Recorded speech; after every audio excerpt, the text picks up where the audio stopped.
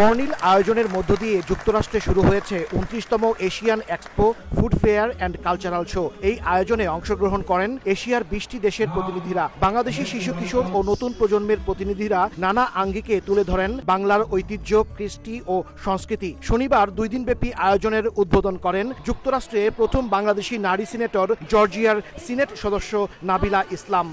নতুন প্রজন্ম আছে, তাদেরকে সামনে রেখে আমরা এই অনুষ্ঠানটিকে সাকসেসফুল করার চেষ্টা করেছি। তাদের মাধ্যমে আবার যুগবন্ধন সৃষ্টি করার চেষ্টা করেছি।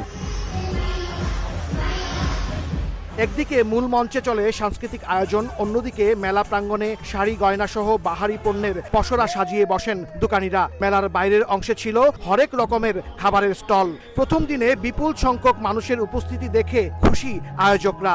চারিদিকে লোকজন দেখে আপনারা বুঝবেন যে এটা সাকসেসফুল অনুষ্ঠান হয়েছে কিনা নাই। We just start today and tomorrow is going to be more than 10,000 people.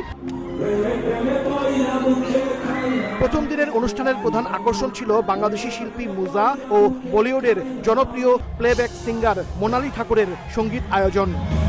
রোববার দ্বিতীয় দিনে মেলায় বাংলাদেশের তরুণ প্রজন্মের জনপ্রিয় সঙ্গীত শিল্পী প্রীতম হাসান অন্যতম প্রধান আকর্ষণ হিসেবে থাকবেন। আয়োজকরা আশা করছেন প্রথম দিনের মতো শেষ দিনেও মেলায় উপচে পড়া ভিড় থাকবে। হাসানুজ্জামান সাকি, সময় সংবাদ, ওয়েস্ট পাম বিচ, ফ্লোরিডা, যুক্তরাষ্ট্র।